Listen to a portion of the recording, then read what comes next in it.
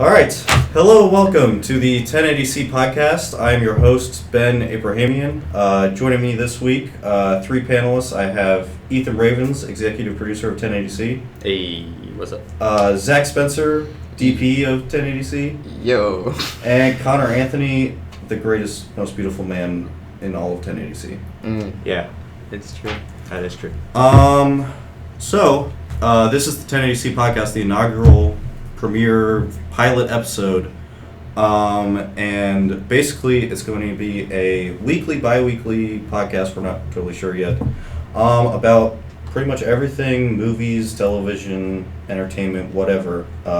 We will be talking about it. And this week we are going to talk about the best movies of 2017 because the Oscars are on Sunday. And a lot of times the Oscars get it wrong, so we are going to give the definitive best movies of 2017. These are all facts, not opinions. Based on the four of us. Based on factual evidence. So yeah, without further ado, let's get right into it. So I'll start with my first movie. A movie that impacted me a lot in 2017 was Star Wars: The Last Jedi. Which is a very controversial movie. People tried to strike it from the Star Wars canon because they thought it was so insulting to the story of Star Wars, which I have to highly disagree with. I thought that the film itself had a lot of flaws. I think we can all agree with that. I haven't seen the movie. I haven't seen it either. Ooh. What? Oh my gosh. Anyways, people said the movie had a lot of flaws. You can spoil it. Yeah, alright. I mean, hey, there's a spoiler warning. If you haven't seen it, yeah. Oh, by the way, spoiler warning. We are going to go into massive spoilers for each of the movies that we talk about. I will be putting time codes in for each of the movies that we talk about. So if you click in the description, you can just click on to the next movie that we talk about if you don't want any spoilers on, The Last Jedi, for example. So anyways, The Last Jedi, very divisive. Rian Johnson, his biggest movie to date, by far, known for Looper and a couple episodes of Breaking Bad. And I thought he really knocked it out of the park.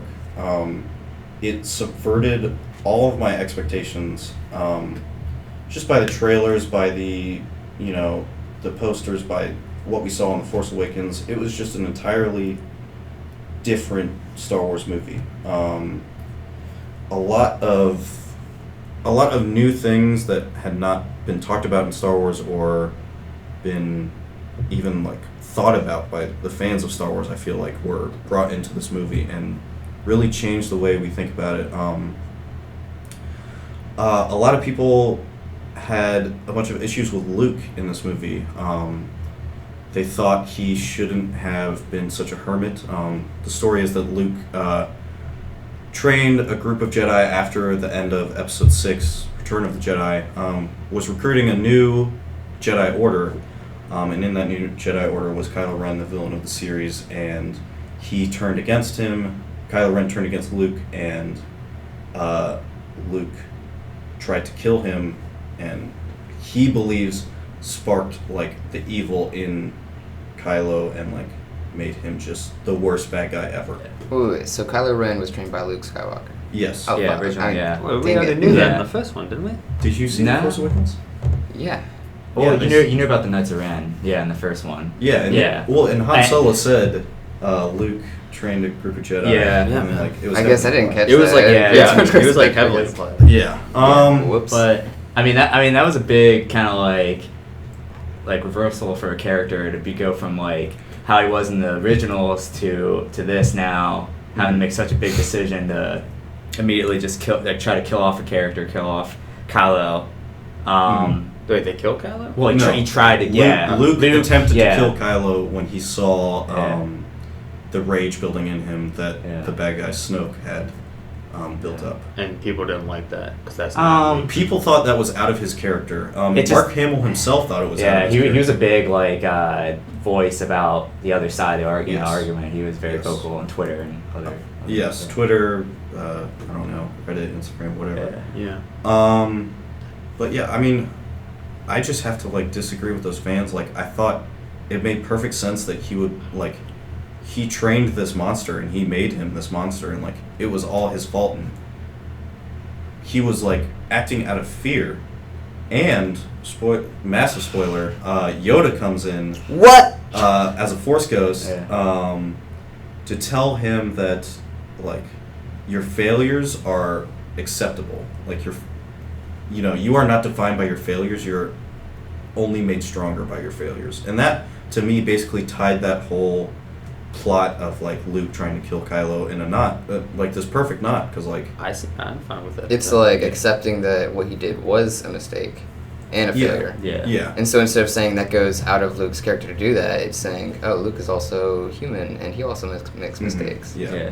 And, like, to me, honestly, it's really boring to have, like, an all-hero type character, like, that's just not interesting. Like, even the greatest heroes, like Superman, are conflicted about something. Like, there has to be conflict for it to be a movie, let alone a good movie.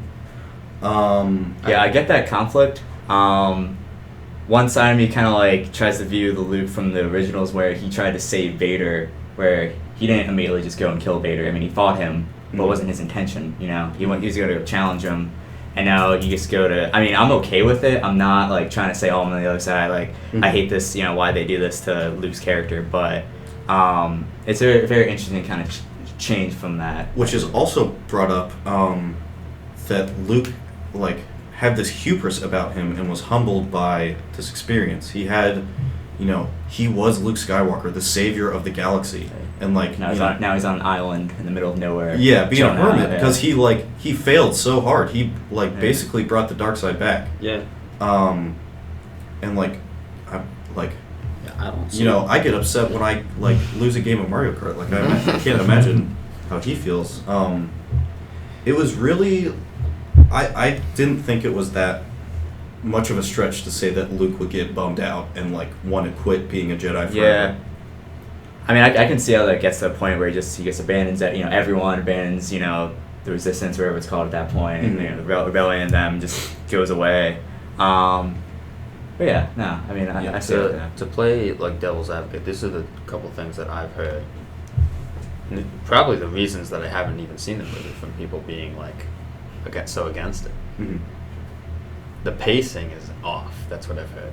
Yeah, I did. That was a like problem. the main thing I heard about And it. I'm a big pacing guy. too long. So, Yeah, like, it if drags. pacing's off, Oh, you like that. pacing, huh? if there's like if it's a slow or weirdly paced Yeah. movie, then I just I think that shit. yeah. Slow For me, pacing. the pacing definitely... So, okay, full disclosure, I've seen this movie 5 times. I've not. And I would see it a 6th time if, anyone wanted to go see it. But the thing is, like, obviously the pacing gets more, like, easy to adjust to once you know what's coming. But the first time I saw it, I did have an issue with the pacing. There's a chunk of the movie that is fairly unnecessary. Like, there is a point to it, but the point could have been made elsewhere, and it was just kind of cheesy and dumb. It's a scene with Finn, who was the stormtrooper from The Force Awakens, and a new character named Rose, who doesn't really have a purpose in this movie other than to, like, tell Finn to fight for what he loves, not what he hates. She was probably, like, the weakest She was character out of the new in my trilogy, opinion, a very weak character, but that is overshadowed by so many great moments, like the throne room fight scene. Like, that was so phenomenal. Yeah, that was probably the highlight of, like, the whole movie. That was, like, the highlight of, like, this new batch of Star Wars Yeah, movies. definitely. And every moment with Luke and Rey training was just so cool to see. Like, see these old and new characters interact and just, like, get to know each other that we've been waiting for so long. There's a lot of other problems that people have. I heard that. Yeah, I was gonna say the other problem that also goes with pacing is points of, like, humor and, like, brief kind of comedic relief. I felt that, like, you have a scene where there's a lot of tension building up and, like, a character, struggle going on, and they just have, like, a one-liner at the end. It's like, oh, geez, why'd you put that there? It kind of just throws you off. It does try to do the Marvel humor of just, like, quick. It felt more of, like, our world's kind of, like, humor, like society humor, not like a Star Wars kind of world that's our, you kind of expect. And like, to that, I'll say, like, there is moments in the original trilogy where like the humor is just not funny. Like, I mean, I think that's maybe a generational thing. Like, if you go back to them, but now, speaking right now, like it felt more like art, like way too close to it. Not like I could see, oh yeah, it's just a branch off, or like, oh maybe they could, but like I don't know. I mean, it's a new generation of like people in that universe too, so it could be like cultural shift. But hey, yeah. I mean, yeah, there were hit or miss lines, but like the first prank call at the beginning. I thought that was funny. I love Oscar Isaac. Oscar Isaac was great in this movie. He's my favorite actor, like currently. Yeah. In general, I like current actors now. Yeah, he's one of my favorites. Yeah, I don't know. I feel like I liked him. Davis. Yes. Yeah. Well, okay. That's another podcast. But yeah, there was some humor that was definitely a miss. Like shirtless Kylo. I mean, that was pretty funny. That was funny. That's good mean, but in the moment I was like, okay. So wide. Now, was that supposed to be funny in the movie? Because again, I haven't seen it. It was like... It's actually meant to actually tell us... it was actually meant... It was put in there actually so they can know that she could actually see Kylo. That not just like talking to him, they could see his form, his physical form. That's why they put it in there. But, and it also showed like the scarring on his body, and like it was kind of a dumb joke where she was like, "Can you put like a towel on or something?" Like, this is making me uncomfortable. And like she was literally ready to kill him in the last movie, but when he doesn't. Yeah, now it's like, okay, hold on. Can't do that anymore. And then like Snoke, major spoiler again, is like the new Emperor in this movie, and like pretty much about an hour before the end of the movie, he just gets killed, like with no real backstory. So that was a huge problem a lot of people had also. Who was Snoke? He was the guy in The Force Awakens that was like the hologram and that. Oh yeah, big giant guy. Big guy. Yeah, so he has much more of a And role. he just dies. Yeah. Mm-hmm. Without really revealing too much. I thought it was okay because I kind of didn't want another like Emperor dude. Because I felt after I saw The Force Awakens, I was like, okay, he's like the next Emperor or whatever. But now since you kill him off, it's like, oh well, I mean. It also goes back to that like hubris that Jedi and Sith have of like. In that moment, he was saying, like, I cannot be killed, I cannot be beaten, whatever, and then Kylo does this little force trick and, like, cuts him in half. Which, like, to me, shows how strong and determined that Kylo Ren is. Yeah. Also, huge standout, Adam Driver, literally the best part of this movie. Yeah, like, he ate up every scene he was in. It was so... easily the best character. Which one is he? Kylo He's long hair, bad guy with the mask. Oh, I didn't know that was the actor's name. That's him. But yeah, no, he's easily the best character like, in terms of like his development and just his performance is amazing. Yeah. So we have a bunch more movies to get to. Well, one last thing. But coming from a guy that didn't see the movie, and you guys are obviously huge Star Wars fans. Of course. What does this rank as far as Star Wars movies goes? And overall, in like 2 words, what was the best part of this movie? So rank as far as Star Wars movies goes, I would put it up there with the original trilogy. Like, I thought Return of the Jedi was the weakest of the trilogy. Episode 5 and Episode 4 are 2 of the best, not only Star Wars movies, but movies ever, in my opinion. So I would put it either in front of or behind Episode 6, Return of the Jedi. I'll put the big boys.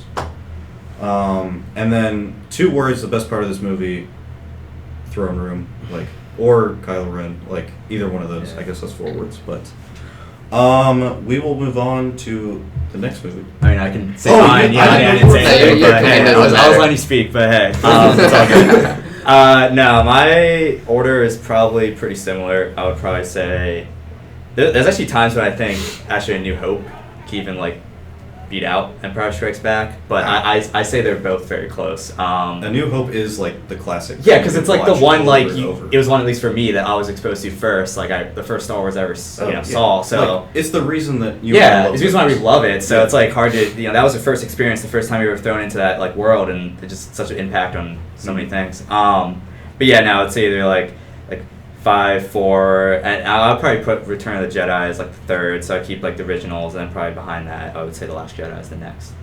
So 4. So also you said the best moment or so, the throne room. I mean that just like after that happened, I was like, where could they go to next? Like I was like, what's gonna happen next? Like that was amazing.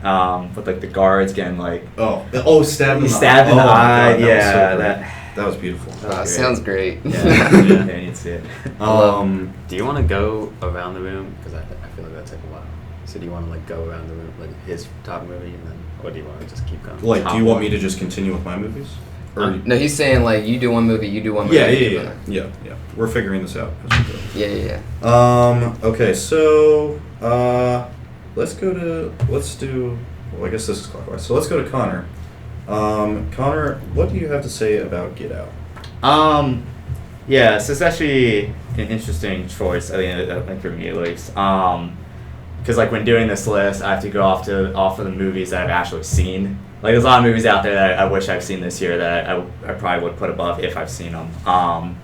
But Get Out was definitely a movie that like as I was watching, I definitely like. It's one of those movies you think you know what's gonna happen. Like, oh yeah, it's just a classic kind of horror movie. This is gonna happen. But it's a movie to keep you like interested and just like keep throwing curveballs in there and out that don't feel like cliche or like rushed. I thought that was very fresh as terms of like an experience because I'm not a big like horror kind of fan. I don't really like care. I'm not too big into that. Spooky movies, Spooky scary. But yeah, no, it definitely like refined my interest in definitely the genre as a whole. I think that's why it's on my list, just because like if I saw it's just a horror movie, like yeah, whatever. But after seeing it, I was like, man, like this is very well done. Jordan Peele directing, like did a great job. Which that was a shocker in and of itself. Yeah, I was like, hey, like what he's doing this? That's awesome. So talk about that for a minute. The filmmaking aspect of it, like the technical aspect of it, I guess. Jordan Peele, this was his first time directing, I believe. Yeah. Directing a feature. Yeah. And he really nailed it. So, what like from a technical perspective, what is good about this film? I definitely think because I definitely like in a horror movie, it's hard to kind of like put like the character who's ever in place of like the conflict or like the bad situation to have them too kind of like knowing and too like he knows that everything's gonna happen or like he doesn't, like to keep that kind of balance of like, oh, what's gonna happen next, what's he gonna find out, where the family gonna do. I felt that was all, it felt very kind of like, I want to say natural. I feel it's kind of cliche thing to say, but it feel like I was watching like a movie where like everything's so scripted and like thought out. Like I felt like it could have went like so many different ways. I did something differently to get out. Yeah, and like the reality was like, if you listen to Jordan Peele talk about it, it was a very like meticulously thought out movie, but it did seem natural. Yeah, like, it seemed you were in the story. With you were along for the ride. Yeah, that's what I felt like it. And then I mean this kind of minor, I guess a spoiler. The end, has I want to say a happy ending. I mean, I know there was an alternate like ending that wasn't. At least I didn't think was as good as it was. What was the alternate ending? It was like like a real cop shows up or something. Yeah. So the cop from the beginning. Who pulls him over for deer. He comes, arrests him, and then like he's in jail. Yeah. But he says like it doesn't matter that I'm in jail because like I stopped these crazy people. Yeah, that would kind of suck. Yeah, I definitely think the payoff at the end, how they did it, definitely made more sense, and like you felt like a complete story at the end. Yeah. So. And I think like just like there are a lot of like cliche horror tropes in this. Like, there's lots of unnecessary jump scares that are literally just like, one of them is just like a woman walking by and then the music just spikes up and it's just like. I feel like maybe that's more like a homage to like other horror movies, putting it in like that. It's not like, oh, we're just doing it just cause. Like I feel like it's kind of respecting other horror, genres and other movies that came before that did kind of do that thing. Have you guys seen Lessons from the Screenplay video that just came out yesterday? I did not. It was on Get Out, and I'm totally gonna plagiarize what he said because he said some great stuff. But like one of the things that stuck out to me most was that in a lot of classic horror films, Scream, Nightmare on Elm Street, like neighborhoods, those types of areas, ones that we're all familiar with, are usually the victim of the horror that's going on. So Nightmare on Elm Street, it's this neighborhood that's getting attacked by this. Scream, it's people in their houses are getting attacked. But in this one, the neighborhood or the middle class. They're not middle class. They're like first class or upper class, first class. They're first class, whatever. They're the source of the horror. And so the one place that you would take comfort in is actually the source. Subverted. Yeah, And definitely. so you feel so much like so removed from it because you can't be comfortable anywhere. And also with the whole thing was everyone was freaking out about the whole race issue that was going to happen and everything. But that was such a play on a modern thing that, first of all, there's two ways that people would have already related to the conflict going on. First of all, a guy meeting his girlfriend's parents for the first time. That's already something that people know and they can relate to, and they're already uncomfortable with. But also, it being a white family and a black guy coming, that's also something that people can relate to, saying, oh, this is already disaster being set up. And so you already go into this place that you're supposed to find comfort in, you already go into it completely uncomfortable, and that uncomfortableness just keeps building up and builds that horror so much. Yeah, and it's it does a good job of, like, I guess, translating that, like, anxiety, like, not that any of us know, we're all white males, but like that, like, you know, I think Jordan Peele said it kind of related to like him meeting, well, he said it wasn't anything like him meeting his wife's parents, but, like, you know, getting into, like, a group of white people where you are just, like, singled out, like, you are forcibly singled out by the color of your skin, like, it takes that and it just amplifies it to 100. Yeah. Like,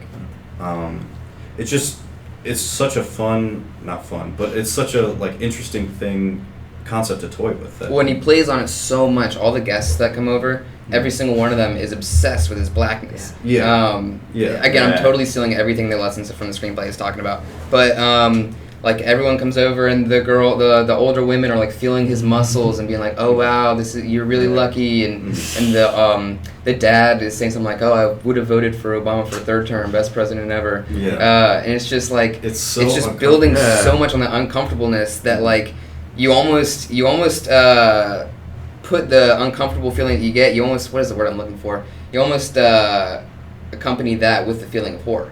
So it's like, the feeling of uncomfortableness is you could make that into a comedy. You could say that it's humorous, but at the same time, we know it's a horror genre, and so we already, like, start making that uncomfortableness into, like, fear. There's definitely a lot of, like, expectations you have on, like, how it's gonna interact between them already, and just seeing that play out from the perspective as, you know, the main character. You know, you are along for the ride, and just seeing that happen unfold is definitely a new experience. Yeah, and just real quick, I'll say, you were talking about how it could be comedic. Like, the film is actually very comedic. With the friend back home. Like, never have I laughed so hard at a movie that, like, also had me on the edge of my seat in the theater. Like, it was strange.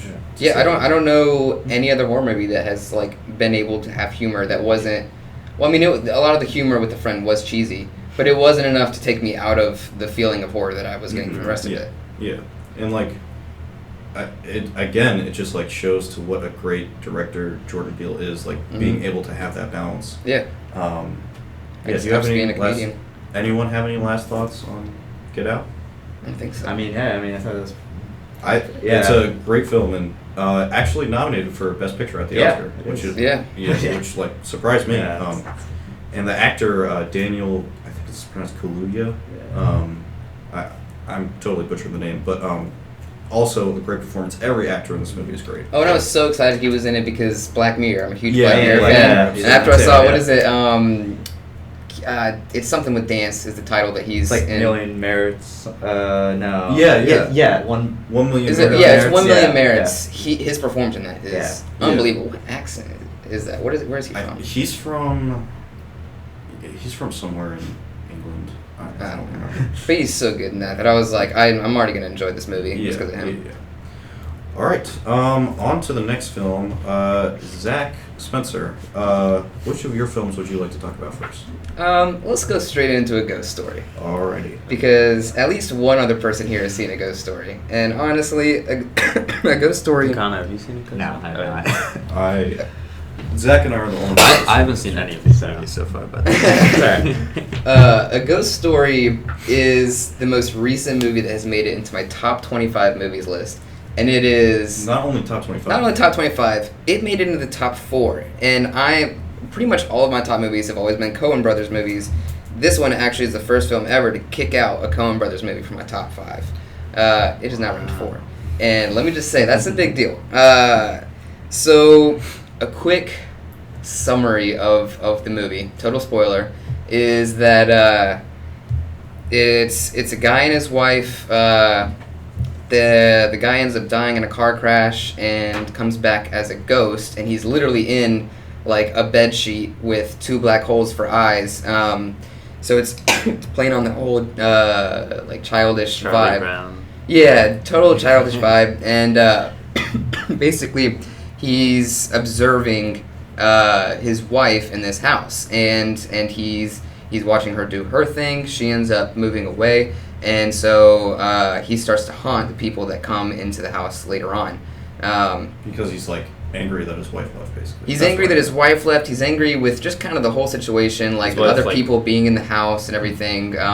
He starts kind of as far as he knows, like he's stuck in this situation forever. Yeah. His wife as far as moved the on. Yeah. Is that what it was saying? His wife moved on?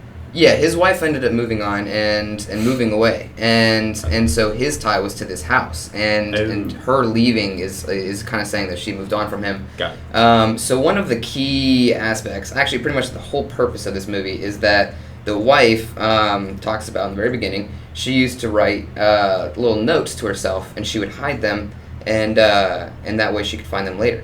And just see what she was, I guess, thinking of at the time. Uh-huh. So before she leaves, she writes a note that you never see what was on the note, and you're not supposed to know what it was.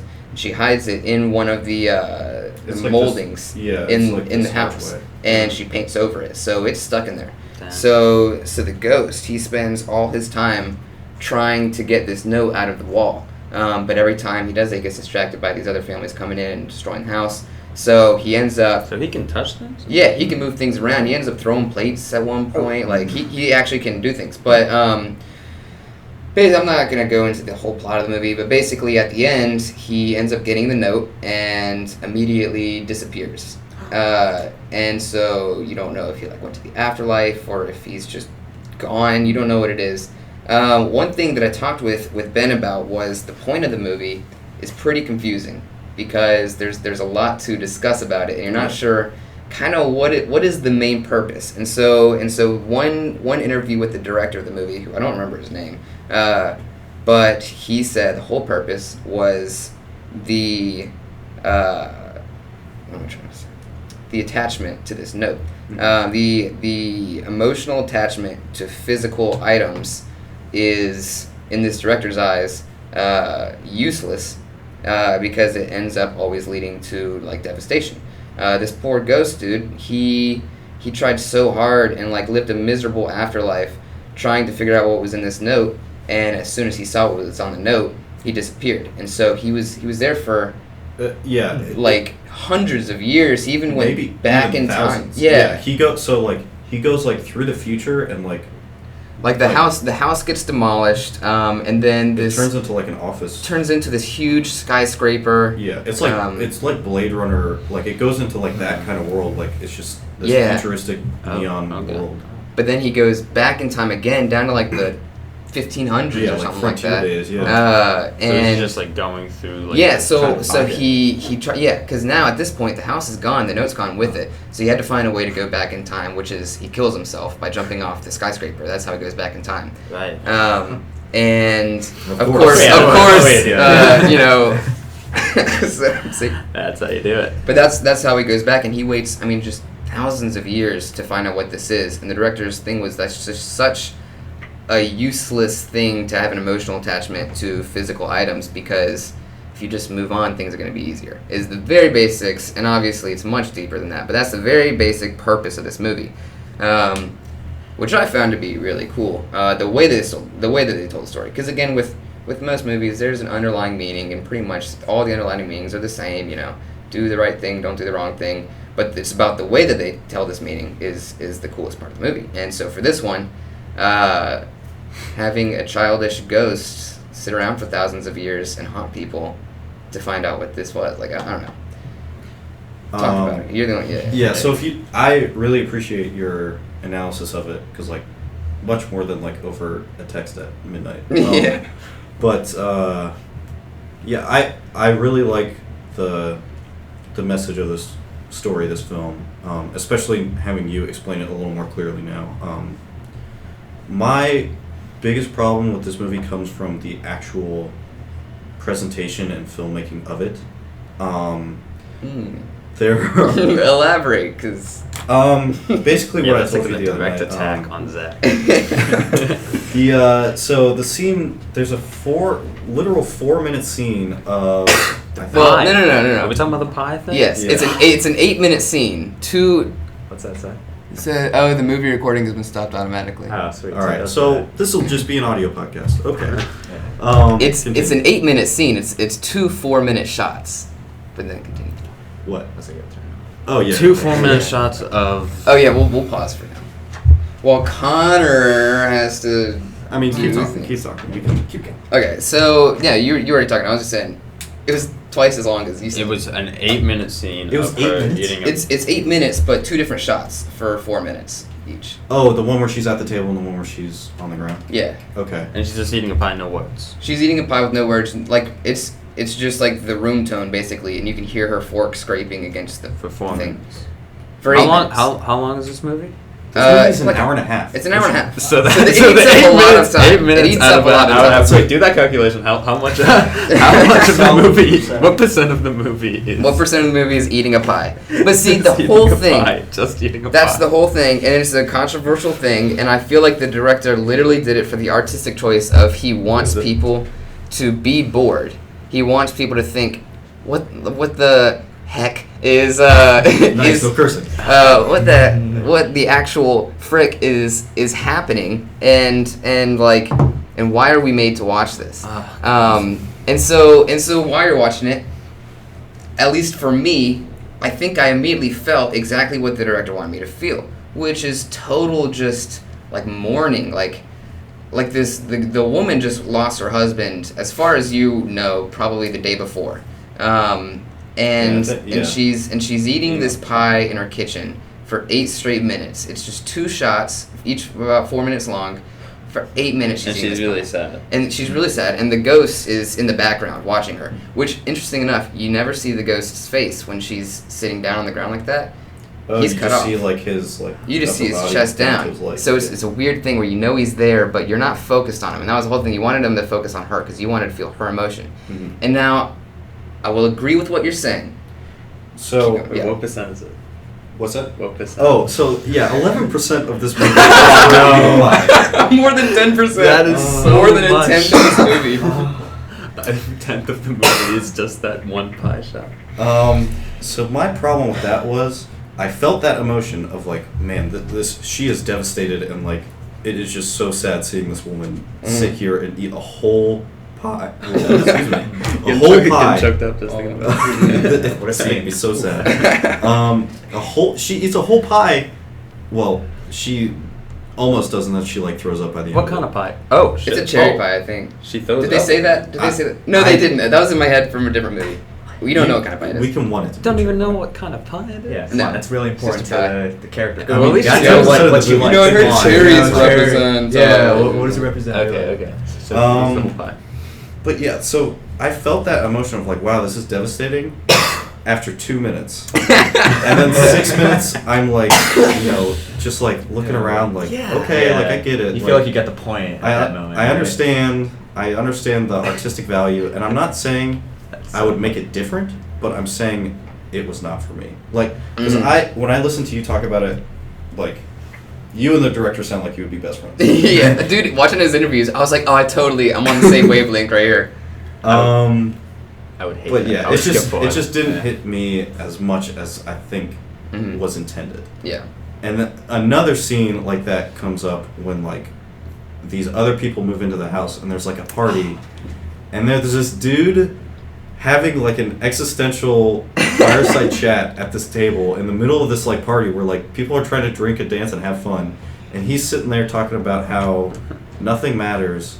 Also, one continuous shot, which is impressive, but well, okay. It starts on the side, and then but it's like 4 minutes and 4 minutes. Yeah. So like he's talking for a long time, which is not seen a lot in films these days. Yeah.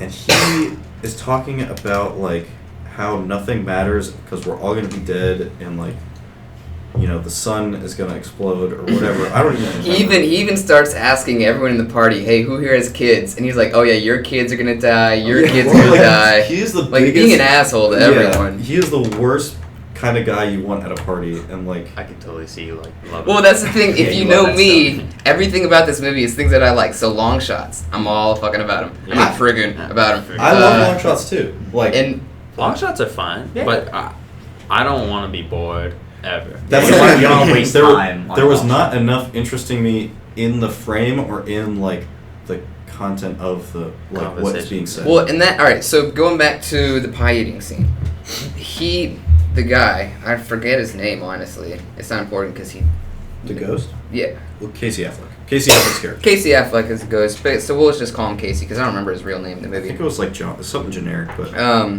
But like he's kind of like it's kind of showing that the life of like her, like the life is taken out of her, and so the boredom, you're supposed to feel bored watching it. You're supposed to want that shot to end because you feel the same thing, that you feel that boredom, not only the sadness of it, but also the boredom because she's in the house for years and she's alone for the majority of the time, and so you have to understand that like that loss would produce boredom, which is a sucky thing, and part of it that you don't like, usually you just think the sadness of it, but honestly just having the company is something that's so great about like relationships, and not being gone is part of it.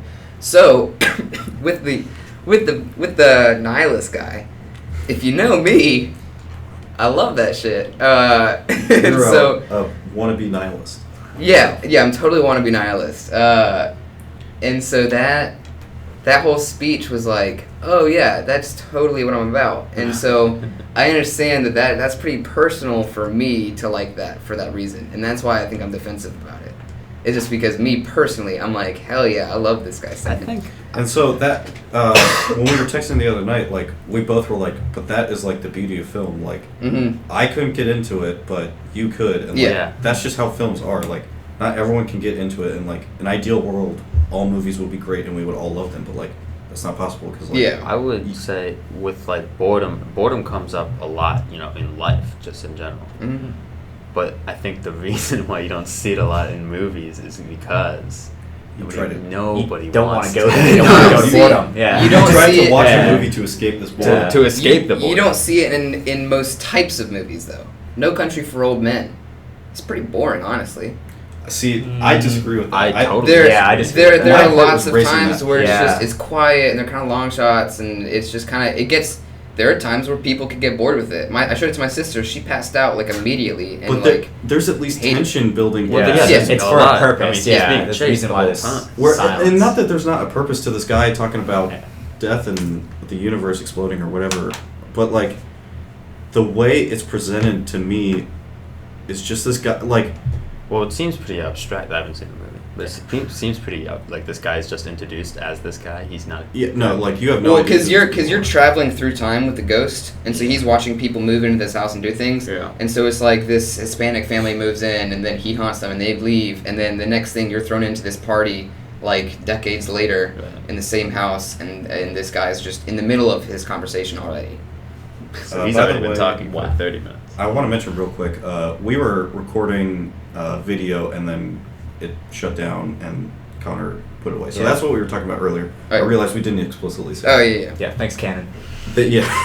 Not Um, brought to you by Canon. Yeah. But yeah, the point of that whole speech was to emphasize the fact that emotional ties to physical items is worthless because in the end it's not going to matter. And so that was the only time that it's verbally kind of stated because there's not much dialogue in the movie. Yeah. Well, and the thing with that is the same as the pie scene. Like, I got it after 2 minutes, and then it just kept going. Like, It didn't even go that long. oh man, it felt like hours for me. What? I was. It just, went way too quick for me. I Oh was my thinking God. about this guy. I'm like, man, you're just such a jerk. Like, if I ever. He is an asshole. Yeah, like if I was ever at a party with this guy, like I would Just find walk someone away. else. Yeah, just see you Yeah. later. Now, the last comment I got to make about the movie Okay. is that one thing that I liked that my sister said about my sister's a photographer, and her biggest problem with a lot of student films in general, but like a lot of movies, is she's like, you have the opportunity to make every shot so beautiful. Why wouldn't you do it? Why compromise at all? Like, why rush that? Make every shot perfect. And she said, for a ghost story, every shot, like she wants stills of. She wants to like frame each shot because It does have a beautiful aesthetic about it. she was like, it has to be a photographer that like made or was a cinematographer that, because like every shot, it's also It has like a weird aspect ratio that makes it look like a Super 8 film kind of. yeah, it's more square than Yeah. rectangular, and it's just every shot is just gorgeously like composed and framed, and you're just like, holy shit, I just want to stare at this. The lighting is great. I just want to stare at it. Yeah. Which it gives you many opportunities to just sit there and stare because because not much is happening. And the thing for me is those frames were beautiful, but not like interesting enough to distract me or to keep me going with the thing that was on screen. How could but it be if it's 8 minutes of pie? Well, again, it's all real world stuff. So you're stuck in this house for the majority of the movie. So it's not like, we'll talk about later, Thor Ragnarok, where it's literally like everything, the cinematography is beautiful, but it's so colorful and so many things are going on that your eyes are just like, oh my god, there's so much going it's on. like nothing you've ever imagined. Yeah. Yeah. And then this one's just like, oh, we're in the kitchen for a good Yeah, 20 no, minutes that's here. definitely cool. All right, so I'm gonna cut you off because we've been Oh, talking yeah, about yeah. that for like 15 minutes.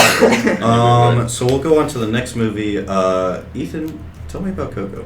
Let's talk about Coco. Has anyone else besides Ethan seen Coco? I wanted to now. Are you kidding me? See, listen, Pixar has not been on a hot streak lately. With what? What? Like, I feel like Pixar. I saw this and I completely agree with it. With like Incredibles 2 and Toy Story 4 on the way, like Pixar's golden days are far behind them. What movie is out? Because those movies are not out. Some movies are out that you're like, Pixar's out. Did they make that one with the little woodpecker or something? Was that them? It's on Netflix now. Get out of here. It's like Woody the Woodpecker. No, I gotta Are look you it up. talking about Zootopia? Pixar would never. No, make there was that. one with a like a Woodpecker. woodpecker or something. It's on Netflix now, and it was supposed to be like the worst No. thing ever. No. I was This thinking is more of Pixar. like Cars 3. Oh yeah, see Yeah. Cars 3. Cars I never Cars seen. University was a sequels. good movie. Yeah. but it And wasn't. It wasn't the like pinnacle of Pixar. yeah, like The Incredibles and Finding Nemo. Those are like I Yeah. will say that Inside Out was 2013, and that was not too long. I mean, I guess That it's was- really a long time ago. It's 5 years ago at this point, 4 or 5 years ago. Well, they only come out with a movie. You know, it's yeah, Pixar comes out with okay. movies very rare. Tell me about Yeah. Coco. Let's Let's get into that. I think completely just I think Pixar gets a bad rap from our generation. I guess I don't know. It just feels that way. Well, I feel like everyone loves, The Incredibles, Toy Story, Up. So when I say Pixar's my top 3 movies of 2017, people will look at me like, like Ethan, like we're all looking at you right now. yeah, like you're an idiot. Like, and I'm like, but Pixar is literally I mean, you go to Pixar for like some of the best, like literally some of the best stories. In like story writers like go to Pixar. They have like a whole like framework of like Pixar is like the principal guider of story writing. I mean, some of our best childhood movies have to be made by Pixar. I mean, I would say like all of the best Yeah. are either like Pixar or Disney. Yeah, Yeah, everything yeah. I've grown up with. Like Disney owns Pixar. Yeah. But yeah, Disney owns everything. But they put their standards up there. Yes. Yeah, I would say that. So does Coco reach those standards of Up, The Incredibles, Toy Story, Monsters Inc., Finding Nemo. Finding Dory came out too. That was, I was not I did not see opposed Finding to Dory. Finding Dory. I didn't. but see it that. wasn't I didn't say that either. fantastic. It wasn't fantastic, but I never expected of a sequel. All right, out of Toy Story 3. let's not count sequels. Okay. Yeah. And then Pixar just dominates, destroys it. You know. Yeah. But yeah, Coco. Coco was fantastic. I mean, absolutely incredible story with incredible characters and incredible world building. Just like, Give us a brief all summary. right, so here's what happened to Coco. Give like a 2-sentence summary. If you No, can. I'm gonna give the Long entire line. synopsis. So Coco, he is okay. One problem with the movie, terrible title, and I'll get to that in a second. But Is that the kid's name? no, that's his grandmother's name, who's in the movie. She probably has like 10 minutes of screen time. So it's a terrible title. That's like- Yeah, it's a very, very That's bad like a title, pie and I usually. think that's just one of the reasons. I think that's one of the reasons it should have been called like Land of the Dead or something like The grandma was in there less than the pie was in A Ghost Story.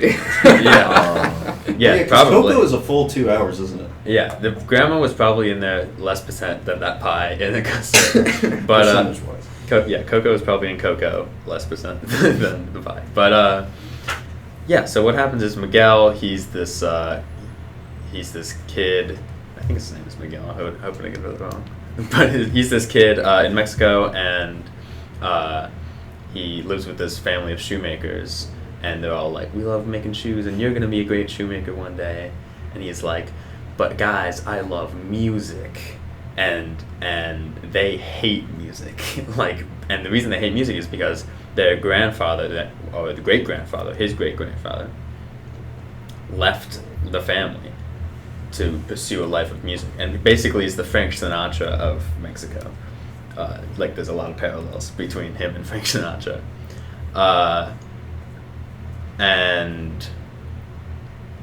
Yeah, what ends up happening is Miguel finds out that, like, this famous guy is his ancestor, and he knows that he has to pursue music. So he goes and steals his, like, guitar and strums it, and then he's instantly transported to, like, the land of the dead, or like, and his, like, family is there, like his ancestors, and he can't get back to, like, the real world unless one of his family members gives them his blessing. But then his family members are like, they also hate music, so they're like, they're like, a shoemaker. we're not going to give you your blessing unless, like, you can give your blessing and you can give any conditions that you want, and if they don't accept those, if they, like, break those conditions in the real life, they get instantly transported back into the land of the dead. So they're like, you can't do music, and then he goes back, and then he instantly plays the guitar and, like, like is teleported right back. So he has to anyway, long story short, there's, like, this crazy twist with this like character, like, that he, like, ends up following to try to find his grandfather, like the Frank Sinatra guy, because he thinks that's his grandfather. Spoiler alert, it's not his grandfather. What twist? Well, now I can't watch Coco. Oh no. Coco's the best movie of all time, and you're totally wrong. And no, it's just really like, the characters are, like, fantastic, and the whole time you're like the message seems to be like, follow your dreams, but it's really, like, it turns on you, and the message isn't follow your dreams. It's like, it's actually family is more important than your dreams, basically, is So what you're I'm saying give up on your dreams to satisfy your ancestors. No. See, it's basically like, don't let your dreams cloud your relationships. But would that be more of, like, the family, like, also accepting that, like, don't let Yeah. your dreams for your son being Exactly. a shoemaker? Yeah. So Okay, they it cuts and both then, ways. yeah, they accept his music, love for music, and he, accepts not to, like, go pursue music, like, as a, he accepts not to, like, basically do what his grandfather does, and, like, leave his family for music, a career in music.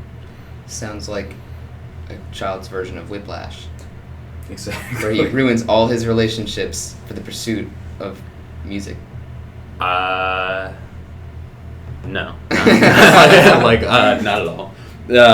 He's, like, really, like, and also it's, like, musical. Like, so the way they do the music is just, like, insane, and it's nominated for best soundtrack, I believe, and something else. Two nominations. I think it was best animated. Best animated film and best soundtrack. So that's 2 nominations for Coco, and you guys are still, like. Well, I just also, like, I'm not a musical guy. I don't dig musicals.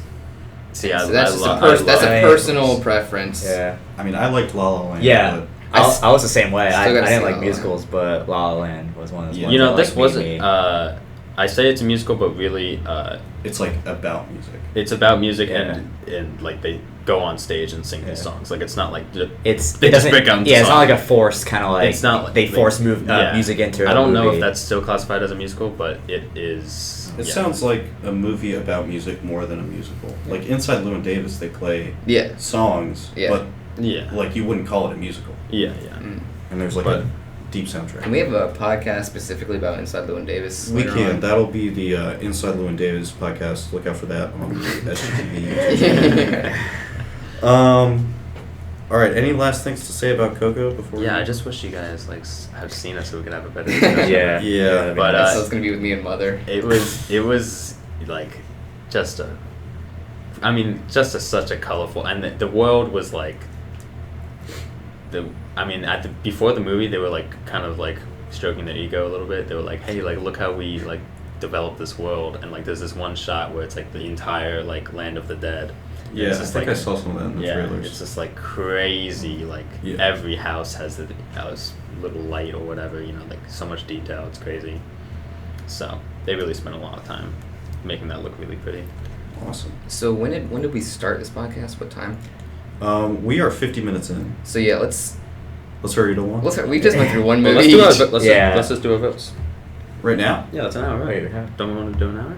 Well, we want to get through the movies too. All right, so let's say like speed round for the next two movies. All right, each. so we have we share some movies. So we'll talk about Dunkirk real quick. Okay. That's both of ours. Yeah. So Dunkirk, I'll just say, is an extremely tense war movie, the likes of which you have never seen. Like, from the start to the finish, you are just constantly on the edge of your seat, wanting to know what happens, feeling like everything is just going to come crashing down.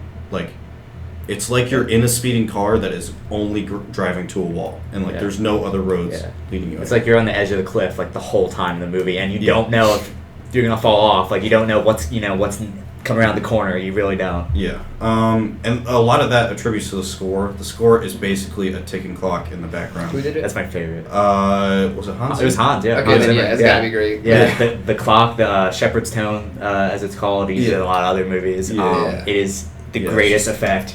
It complements the movie so well. The Yeah. soundtrack. So. Yeah. Very intense. I will say that like you don't get horribly attached to the characters. I kind of feel like that was almost like on purpose. Because it's more about because it's almost like kind of this like nameless soldier. Kind of could be anybody. You know, you don't have to know his backstory. You don't have to know where he's from. You know who he has back home. Like that's not important. It's more about just what's going on and like the challenges he's going through at that moment, just to get out of a terrible situation. Yeah. I feel like that's more. Yeah. And another small negative, and then we'll get into the next movie. It's out of sequence, which Christopher Nolan loves to do. It jumps back and forth between timelines, which, like, to me, didn't really serve a narrative purpose. In other movies like Memento and The Prestige, Memento, he had, like, this weird memory thing, so that made sense. The Prestige, they were reading different journals, so that made sense. Yeah, I mean, I get that's his style. It's just like I'm trying to think how the movie would have flowed had they just went in order, and I don't think it would have been as good. At least in my opinion, it wouldn't have been like I feel because like each story has kind of almost like its own story within itself, and I feel if you tried to like play that out time wise, it wouldn't make sense because it's 1 week, 1 day, 1 hour. It wouldn't have like because you would have gone through one story first, then another, then the week as that's going. It just I don't know. It would have been more of a mess. I mean, I just personally disagree. I mean, I would like to see the a story cut would where have it's been in continuity. Yeah, if the story would have been organized to fit that sequential order, yes. It's just that's not how it was. Like the story inside themselves. Yeah. All right. So speed round. Going on to the next movie. We will talk about Mother. All right. So I'm the only one here that's seen Mother, so I'll make it quick.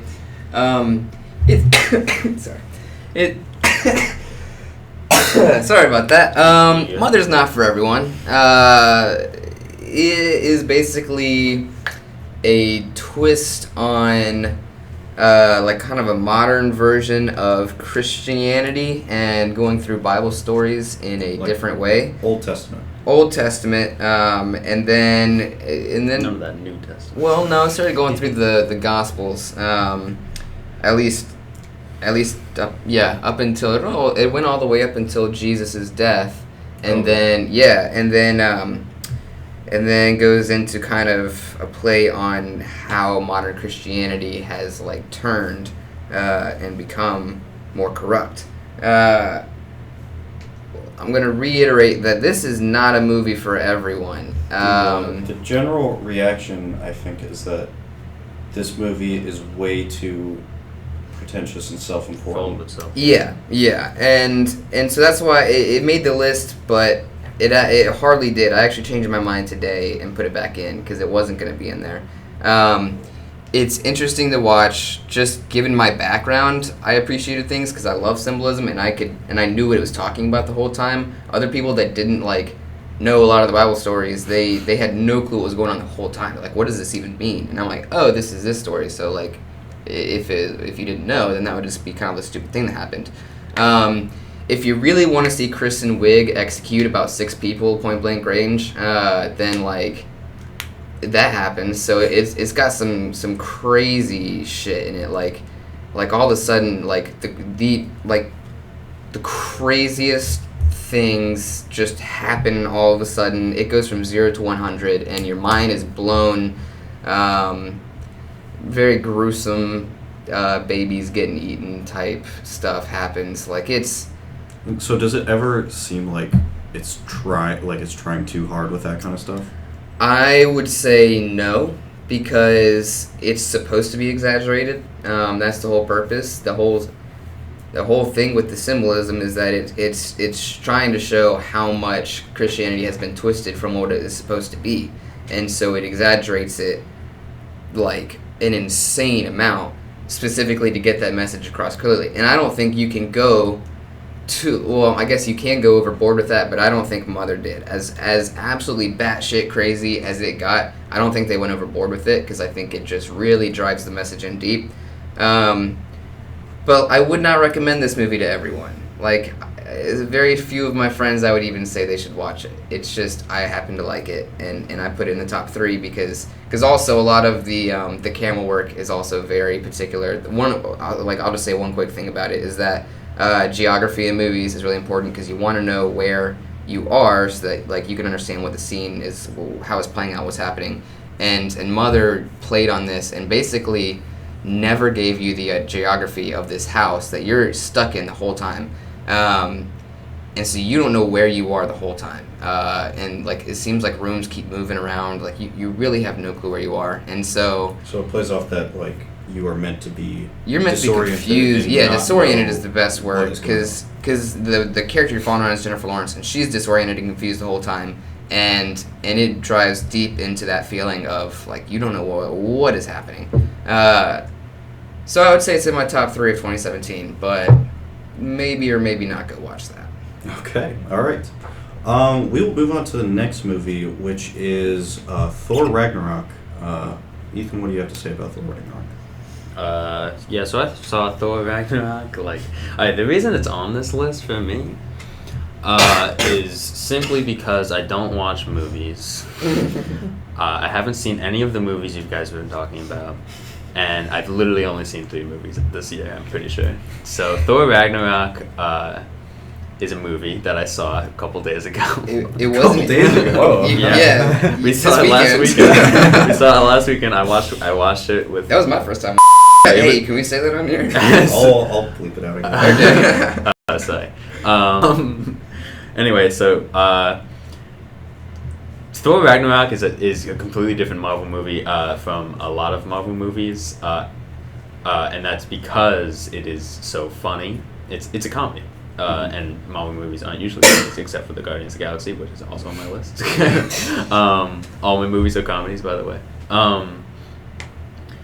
And I think that the way they did that was just very well done. And the humor, almost 100%, if not 95%, is all really funny. It's very funny. Yeah, it's just a very, very funny movie. And usually Marvel movies try so hard to have humor without making the whole movie comedy, and so it comes off so cheesy and unwanted and placed badly. But because they went full comedy, all the jokes could land way better, and so it ended up being really funny. And that is another great point about this movie, is that it doesn't take itself too seriously. Yeah, No, they know what they're doing, and they just went with it. And that's honestly we get, I think, 3 or 4 Marvel movies a year now, and I really I'm excited for Infinity War, the new Avengers movie, but I really do not care that much.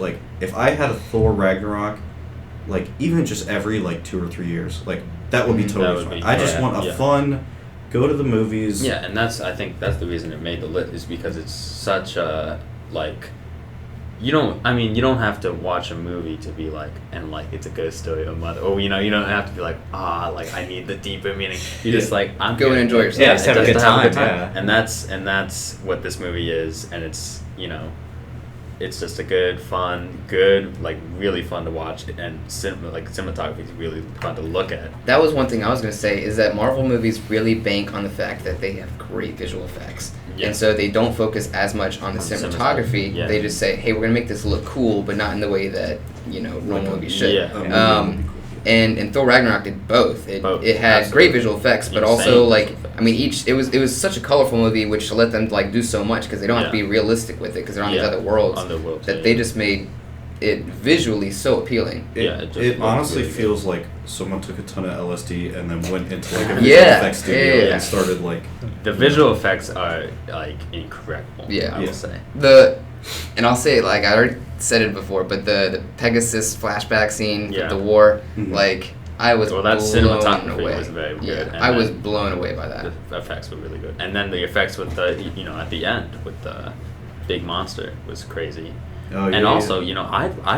I'd literally watch Thor fight the Hulk for 2.5 hours and be so happy. In the in the arena. Yeah. I mean, that was just so much Yeah. fun to watch. Like, it's just fun to watch, and I think that scene just encapsulates the whole. I just love watching the Hulk, It's honestly. just, yeah. But I will say, one bad thing about the movie, Bruce Banner. I didn't feel like he did nearly as good of a job as he had in, like, the Avengers. I'll go on and say a lot of the characters were very shallow and not well Mhm. developed. Which, like, they tried, you mentioned it before, Ethan, you said, like, they tried so hard to, like, just jump into this huge conflict with, he's going to turn into the Hulk and never go back again. Yeah. And, like, immediately he just jumps to his conclusion that he doesn't know to be true. and they kind of ruin it with a joke, Yeah, and then... even though the joke's very funny. Yeah, and then at He, the like, end... splats Yeah. him when he's And like- then at the end, he turns into the Hulk.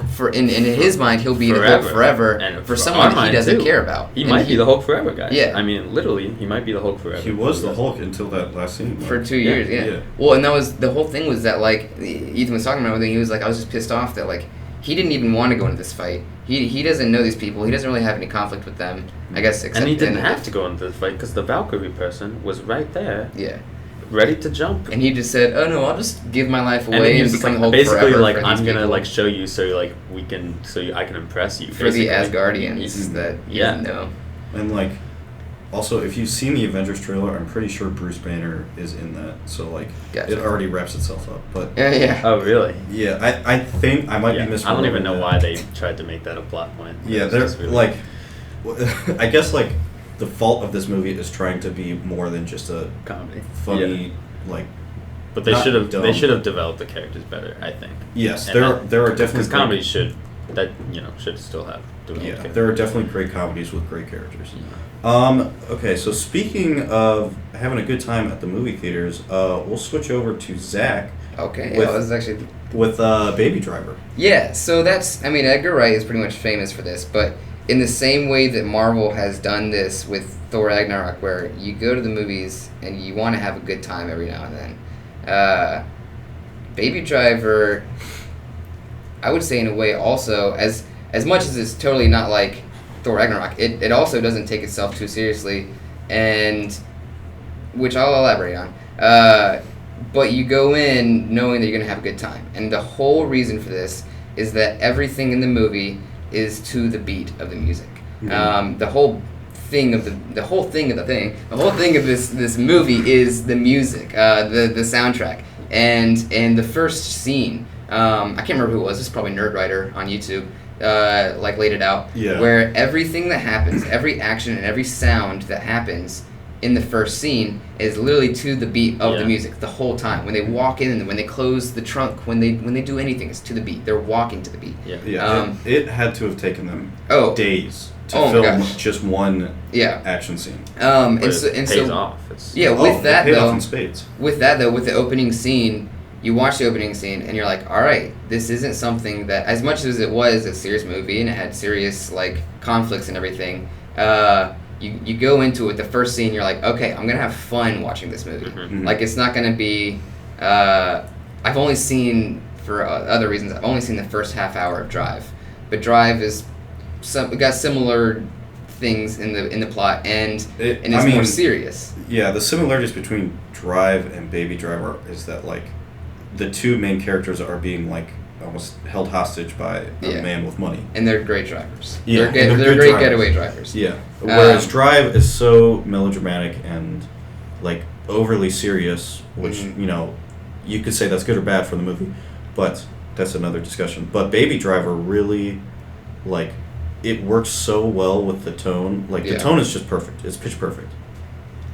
Pitch Perfect. Oh, Pitch Perfect 3 we'll talk came about out. that. That's our next movie. Pitch Perfect podcast actually changing. But that's also, it plays, I think, into the age of Baby. In the movie, he's only supposed to be like 20 or something. Yeah. And so you're stuck with... I think he's over 21 because he orders alcohol. Okay, over 21. But still, he's young. And so with that... Like, it's the millennial action hero. Yeah, once you're stuck with him, you're like, you know, he's not taking this seriously. And if he was an old man doing that, it would be off. It wouldn't feel right. But he's young, so he's doing this. And you're like, all right, like, I can have fun with this too.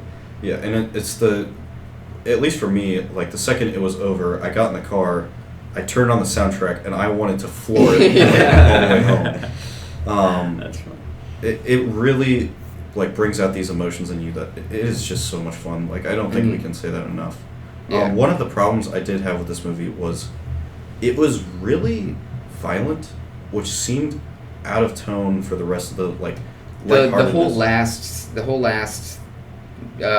like a dude gets like a metal pipe reamed through him with like a ton of like fake CGI blood, and it just seems so out of place for like this lighthearted movie. Not that like violence in movies is so awful, but like it just didn't fit the tone for me. I disagree. I don't think it really conflicted with the rest of the movie too much. The problem that I had was it wouldn't end. Yes. With the conflict of the guy at the end, what's his name? John Hamm's Buddy. Was it I don't know. The guy who he gets his girlfriend dies, and I love that couple in the movie too. Yeah, they're really like all these characters are phenomenal, and they're so exaggerated, and it's just like that plays into you just have fun with this movie. But at the end, the guy wouldn't die, and you're just sitting there going like, all right, we know at the end he's gonna die. They're not gonna kill Baby off because it's a fun movie. But when is he gonna die? Go ahead and just let me have that satisfaction. I think they dragged it on too long. Yeah. I mean, does anyone have anything to say about Baby Driver? I haven't seen it. I haven't seen it either. Well, it is a great movie. Great movie. Top 3 2017. So. Yeah, it's nominated too, right? I do want to see that movie. Definitely. It might have been nominated for. I don't know where. I feel like it was nominated. It should be. It definitely should be. I haven't seen it, but it should be. Also, it was made for a relatively small budget, but like performed modestly at the box office, and like it. These are the kind of movies that I would rather see as opposed to like a Marvel movie every 3 months. Yeah. It was wholly original, and it was just so much fun. Good time at the movies. So yeah. So I'm gonna save a certain movie that we all watched last night for last, because I feel like that discussion's gonna go on like a Ghost Story did. So let's talk about Guardians of the Galaxy Volume 2. Yeah, that's my other movie that I watched this year. Besides Blade Runner, which I watched last night. Guardians of the Galaxy 2 was again, I guess the same exact thing that I liked about Thor was everything that I liked about Guardians of the Galaxy 2, which was that it is a Marvel movie that's funny and to be funny. Actually, I would say Guardians of the Galaxy 2 takes itself more seriously than... I was going to say that too. Yeah. I thought... than Thor, for sure. Yeah, continue. But, it doesn't compare to Guardians of the Galaxy 1, I'll say that right now. Good. And does anyone disagree with that? Because... Wait, do we think it's better or worse? I think it's worse, period. So, when I originally saw it, I thought it was better, but after watching it again, I have to say that it does not... It isn't as good. And I think one of the reasons that... Oh, sorry. I thought you said yes. No, I was going to say it's yeah, interesting. I definitely have to watch the first one again. But I felt in the second one, cared more about the characters and what was happening in the second one more than the first. I felt that they built more on that. Yeah. Because I didn't really know, like, when I know nothing about Guardians of the Galaxy when I went into it and nothing about the characters, but I thought the second one did a better job of selling that to me than the first one. Yeah. I don't know if that makes it a better movie, but I think because like it's what a lot of sequels can benefit from is that They can dive in. yeah, you don't have to like introduce the Yeah. characters Yeah. and You can here's dive her in. backstory, here's his like Yeah. they're all buds now, they're all saving the galaxy. Yeah. Well, buds they break Yeah. up or whatever. But I found that made me more invested because like I guess I had a past experience of like Yeah. knowing them and seeing now this is where they're at Yeah. in the time. I will say, I think one of the reasons that a lot of people would like the first Guardians better is because it was kind of more of the first taste we got Yeah, of it Marvel was just- taking it was itself just- less seriously. yeah, so Yeah, that's it was definitely. it was kind of the well. I mean, it's the Uh, reason why you don't like sequels at all. Just because like Yeah. it's so Yeah. original the first time. And When then- it was the first one that kind of said like, all right, like these characters in the comics are humorous and they joke around and Mhm.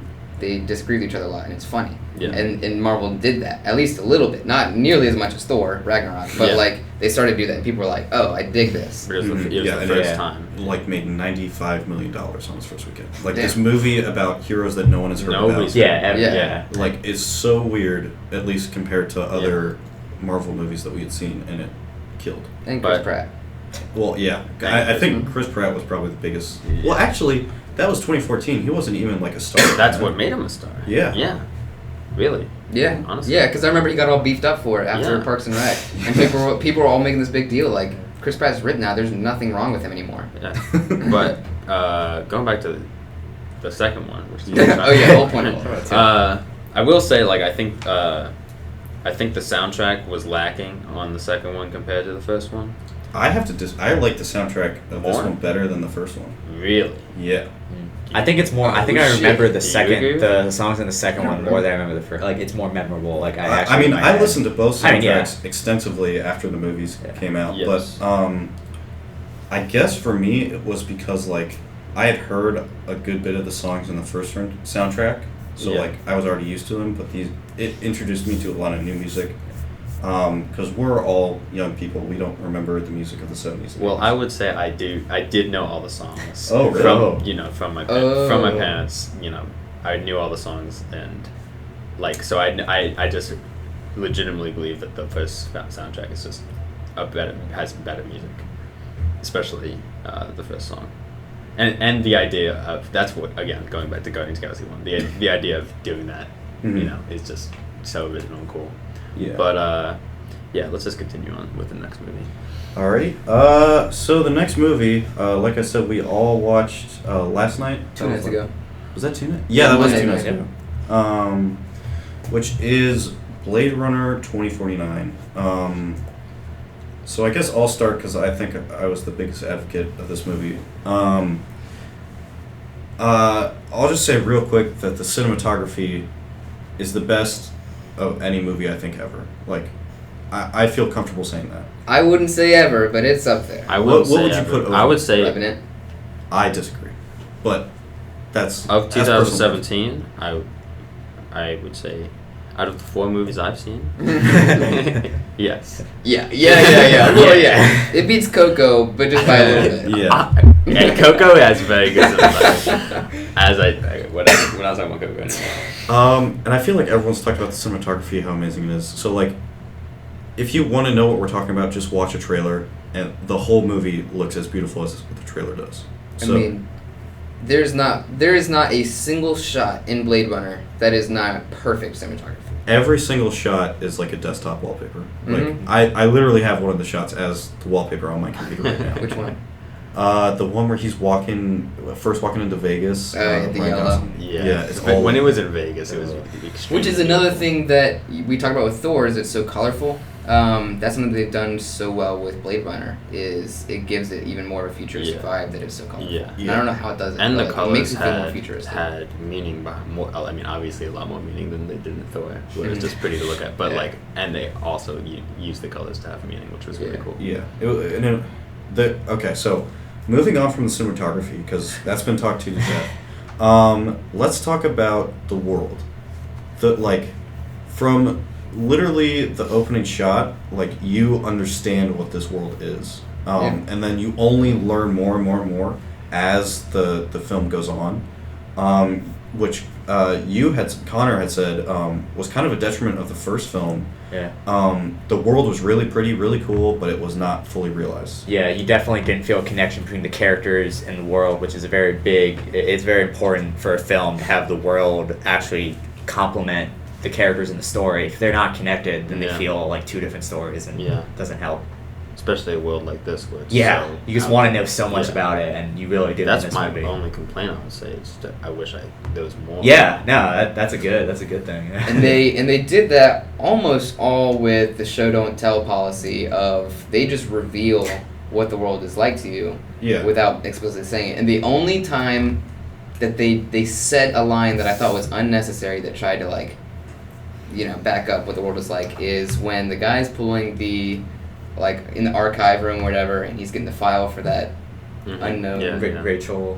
It Yeah. wasn't. It was the and the guy was That was talking. Rachel. The guy was talking about the blackout, and he mentions he was like, "Oh, the blackout was terrible because obviously, everything here is run on technology." And it's like you didn't need to say that. And it almost kind of made me mad that he did say it because we're watching it, we know that. And that made me a little angry that they put that in there because it's like, oh, if you took that out, it would have been like perfect. Yeah, but it's very clear that everything is. So And even if there was a blackout now, like this is an alternate universe where the original movie was set in 2019, a year from now, and it was basically the same as that world. Yeah. But like even now, if there was a blackout, like we would all be screwed. Oh yeah. Like 10-day blackout. yeah, Oh, so yeah. you don't have to explain to us why the world running out of electricity is a bad thing. Yeah. So yes, that is a hit against the movie.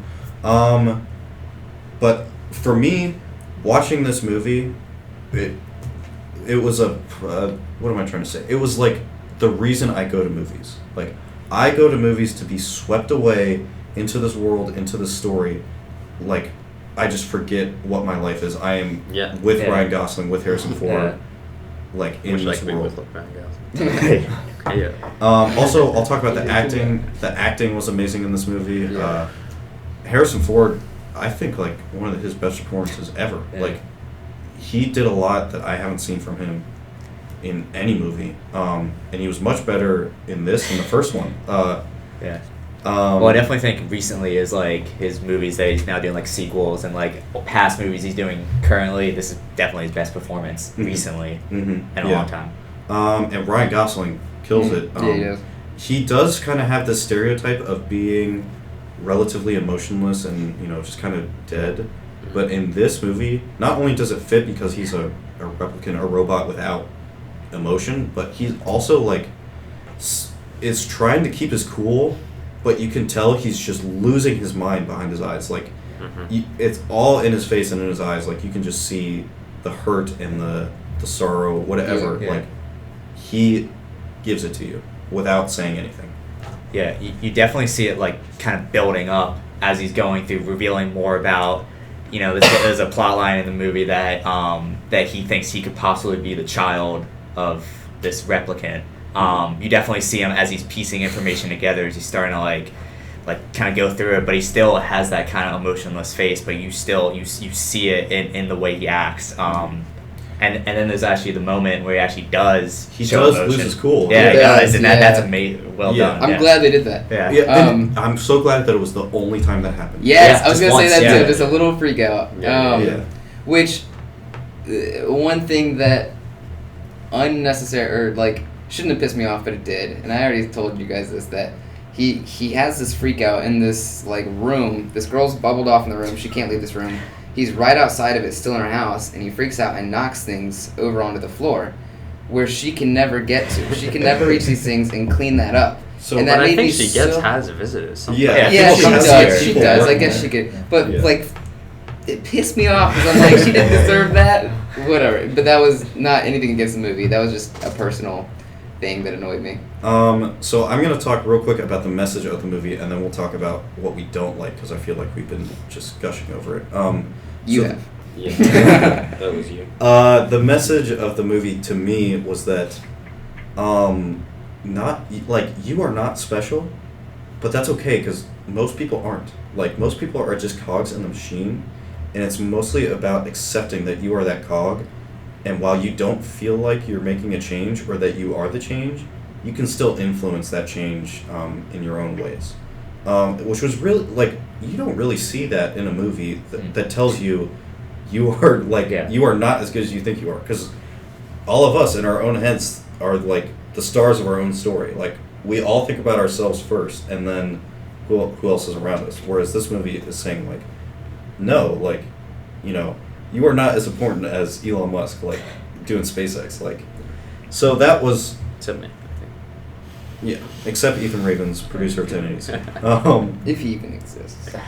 But yeah, I don't get that. I really appreciated that. I feel like it's not something we see a lot in movies, and it really stuck with me. Like, it totally went against my expectations, because, like, the whole time it gives you clear signs that he is, like, this chosen one, basically.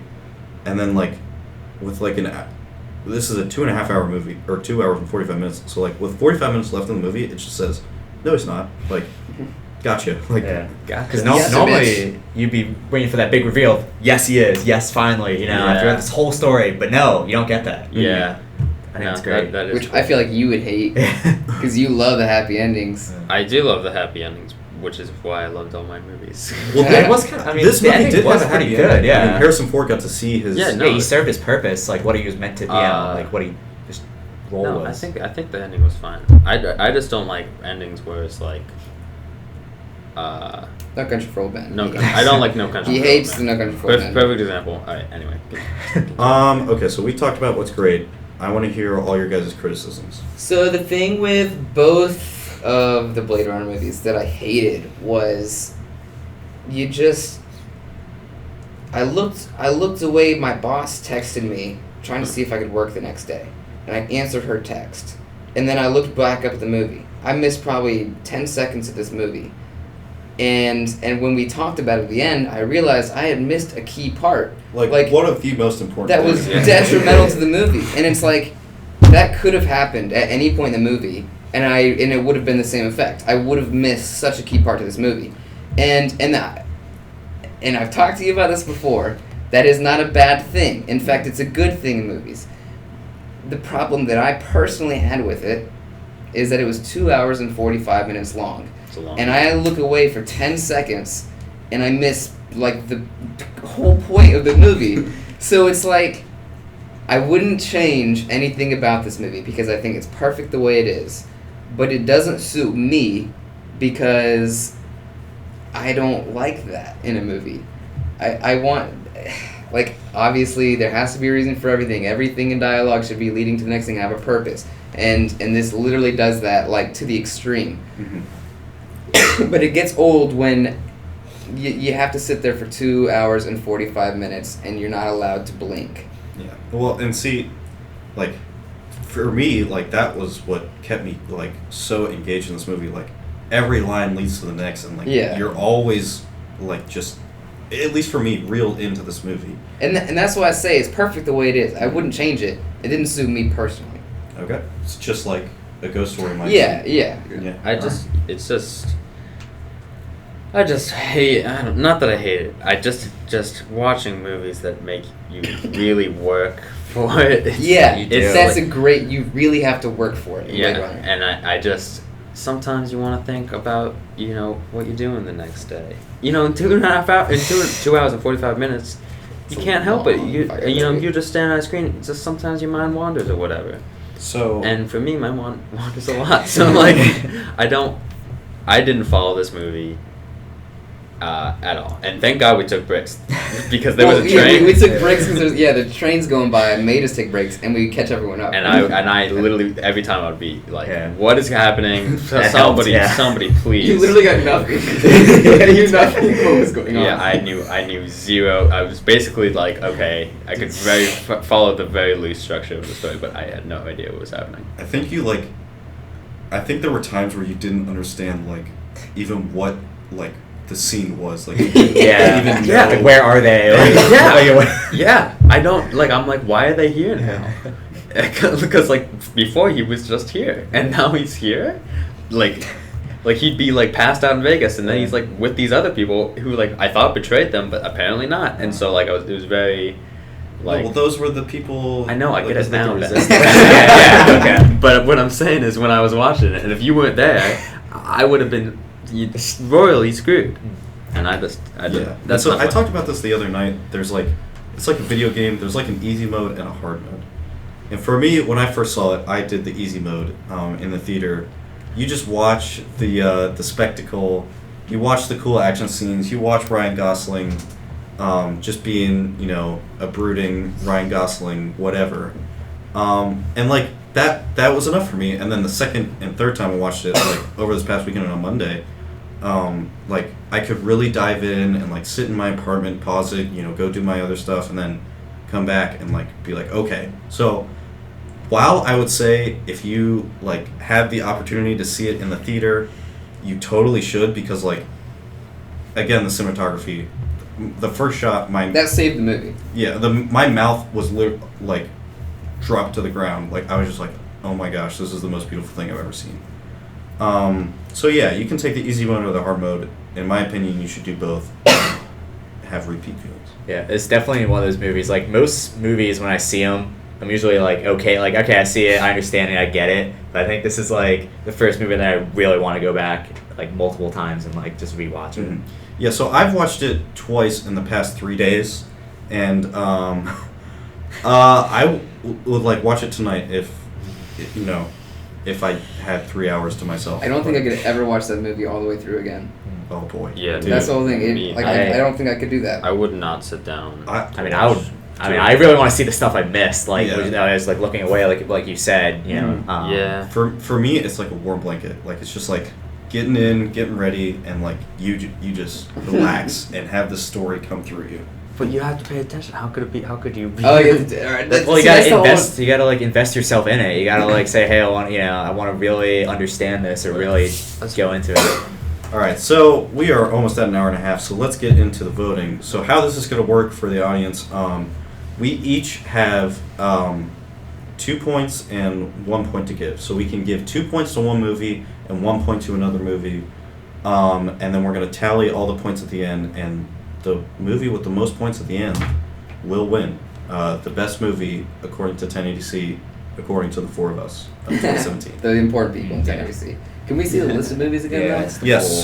so just running it through, we had Star Wars, The Last Jedi, Get Out, A Ghost Story, Coco, Dunkirk, Mother, Thor Ragnarok, Baby Driver, Guardians of the Galaxy 2, and Blade Runner 2049. I don't know if that was on. So should we rip this into two pieces or something? No, you can just give it to me. Like, I'm not going to change the votes. I'm not that Okay, invested in I don't this. know if we can trust him. So yeah, we are going to take a second to vote. Alright, so while we're tallying these votes, I'll just say thank you to any of the listeners who have made it this far. We want to do this, or at least I want to do this a lot more. We all talk about movies all day, so we're trying to film that for a podcast. So yeah, thank you for listening, and as soon as we get all these votes in, we will we'll let you know. I don't think anyone's made it this far. I'm gonna say If someone, Sally. if a single person, no, even Sally wouldn't sit through this whole thing. Sally, if you're listening right now, I lost all hope in you, but I'm really happy that you are listening to this one part. This is probably going to be my parents who made it this far. Oh, I've never met Ben's So parents. Ben's parents, you guys are the best. Thank if you made you it this so far. much, Ben's parents. I'll give you guys a hug or something. Mr. A. Where are Ben's Mrs. parents from? Mrs. A. From Virginia. We're in Virginia. You've told me before. but It's a little outside of DC. A little outside. That's right. So Um, Ben's parents, I'm happy that you're alive and you've created this son. What a beautiful baby boy. What a beautiful baby boy. He is. He's a great memer. He Which one has 1 point and which one has Kind of somehow messed up his 2 points. It's very confusing. I'm sorry. All right, so Should I you get count one three movie, movies? 1 point, and the other Don't worry movie about 2 points.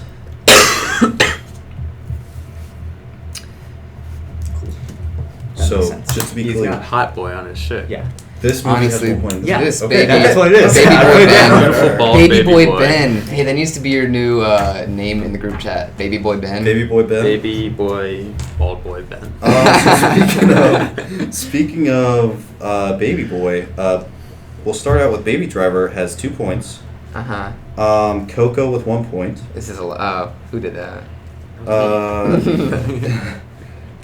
Dunkirk has a point on the board. A Ghost Story has 2 points on the board. Did you you? vote for a No. Blade Runner with 2 points on the board.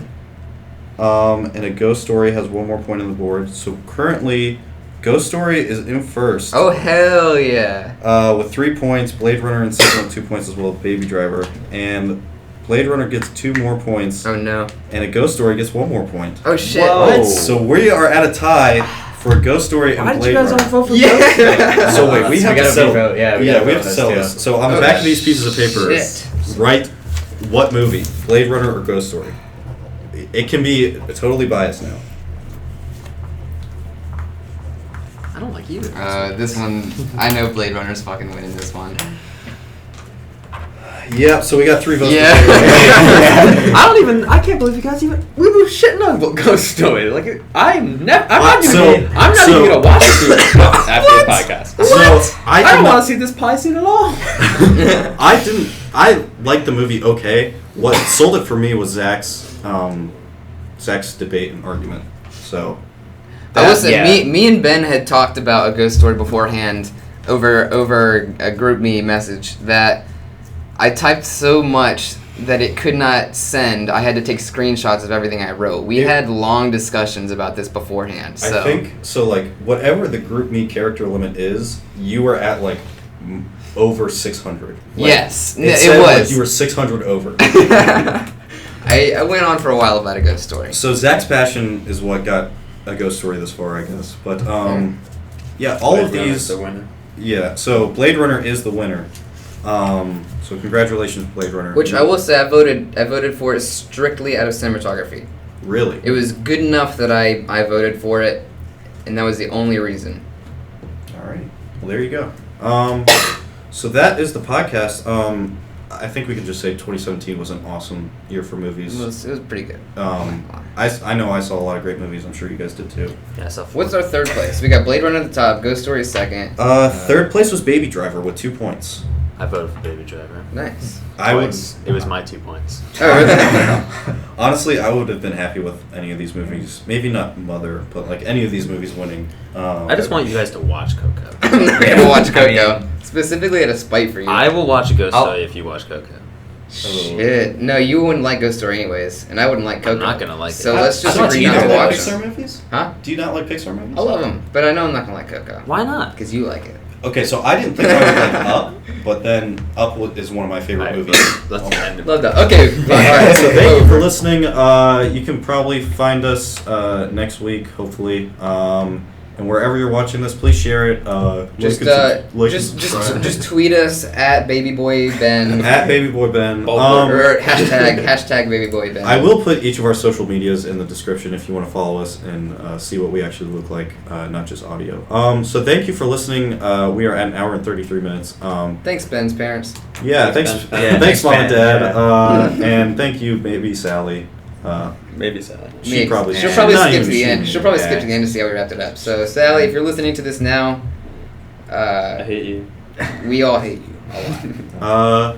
Thanks for listening. Okay, bye.